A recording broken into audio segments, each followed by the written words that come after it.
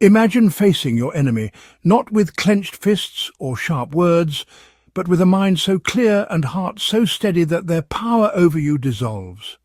The Buddha, a master of inner strength, didn't see enemies as people to crush, but as opportunities to transform conflict into peace.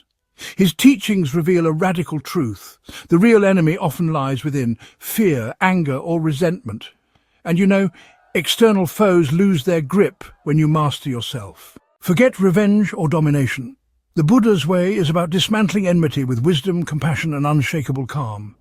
Let's explore 4 profound ways to destroy your enemy, not by harming them, but by breaking the cycle of conflict and reclaiming your peace. The first way is cultivating compassion, a force the Buddha considered stronger than hatred. An enemy, whether a toxic co-worker, a betraying friend, or even an inner critic, thrives on your anger. It's like pouring fuel on their fire. Compassion extinguishes it. This doesn't mean excusing harm or being a doormat. It means seeing your enemy's humanity. They're not evil incarnate, just a person caught in their own suffering, acting out of fear, pain, or delusion. Picture this. Your boss snaps at you unfairly and your blood boils. Instead of stewing, pause, breathe. Consider maybe they're stressed, scared of failing, or just human. This shift disarms their hold over you. You're not approving their behavior, you're freeing yourself from reacting to it. Compassion starts with understanding suffering, the Buddha's first noble truth. Everyone hurts, including your enemy. That colleague who undermines you? Well, they might be desperate for validation. The friend who gossiped? Maybe insecurity drove them. Seeing this doesn't justify their actions, but it softens your rage. The Buddha practiced this with Devadatta, his cousin who tried to kill him. Instead of cursing him, the Buddha responded with kindness, knowing Devadatta's actions stemmed from jealousy and pain. You can do this too. Try it. Next time your enemy triggers you, silently wish them peace for 10 seconds. It sounds odd, but it's a mental jujitsu move, redirecting their energy away from your pain. Over time, this habit weakens their influence as your heart grows too spacious for hate. Self-compassion is just as crucial. Your enemy's words or actions sting because they hit your own doubts, like, I'm not good enough, I'm unworthy. The Buddha taught that kindness to yourself is a shield. You mess up a project and your critic pounces. Instead of spiraling, pause. Say, I'm doing my best and that's enough. This inner ally keeps you steady so external attacks don't cut as deep. Practice it daily. Name one thing you appreciate about yourself, even if it's just showing up. Compassion, inward and outward, destroys the enemy's power by dissolving the emotional chains they forge. The second way is mindfulness, staying present and aware no matter the provocation. An enemy wins when they pull you into their chaos, making you react impulsively. Mindfulness, the Buddha's cornerstone, keeps you grounded. It's not about suppressing feelings, but observing them without being swept away. Say someone insults you and anger flares. Your instinct is to snap back or brood. Instead, notice the heat in your chest, the racing thoughts. So label them anger, thinking, and just breathe. This creates a gap between the trigger and your response, letting you actually choose how to act. The Buddha faced Mara, the tempter, with mindfulness, seeing through those illusions without flinching. You can face your own Mara, whether it's a bully or just your own doubts, the very same way. Mindfulness takes practice, so it's best to start small.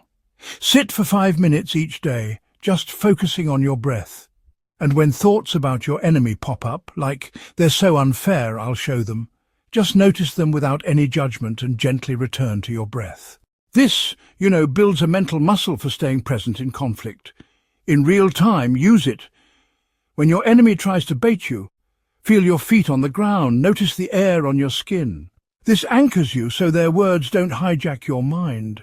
Over time, mindfulness destroys the enemy's grip by keeping you in control, not them. They can't unsettle a mind that's awake. The third way is letting go of attachment. Not to relationships or justice, but to the need to win, to be right, or to see your enemy suffer. The Buddha taught that clinging, or tanha, fuels conflict. You're attached to proving your enemy wrong, to making them pay, or to protecting your ego. This keeps you tethered to them, replaying their slights in your mind. Letting go means acting with integrity without obsessing over outcomes. Your sibling mocks your career choice and you're tempted to argue or sulk. Instead, state your truth calmly, then release the need for their approval. The Buddha let go of his royal status, not to reject life, but to free himself from its chains. You can let go of your enemy's hold by refusing to let their actions define you. This isn't easy. Attachment feels like power, but it's a trap. Try this. Identify one thing you're clinging to in a conflict. Maybe it's being seen as better than your enemy. Write it down, then ask, what if I let this go? Imagine the relief. To build this habit, practice small surrenders. Let someone cut you off in traffic without cursing, or accept a minor slight without retaliation. Each release strengthens your mind, making your enemy's provocations less sticky. They lose power when you stop grasping for victory. The fourth way is living with wisdom, seeing reality as it is. The Buddha's insight into anatta, or no-self, and impermanence is your ultimate weapon. Your enemy feels permanent, their actions a fixed threat. But nothing lasts, not their malice, not your pain, not even the conflict itself. Wisdom sees this, loosening their hold. That co-worker who sabotages you? Their behavior is a moment, not eternity. Your anger? It's already fading. This perspective doesn't dismiss justice, but frees you from being consumed. The Buddha faced betrayal without bitterness, knowing all things pass. You can too. When your enemy strikes, remind yourself this is temporary. Wisdom also sees no fixed enemy.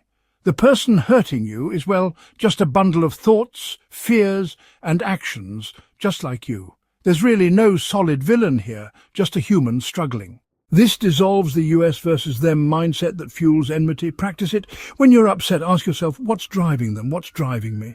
This reflection, done nightly for 5 minutes, builds a habit of clear seeing. Wisdom destroys the enemy by revealing there's no enemy to destroy, just suffering to transform.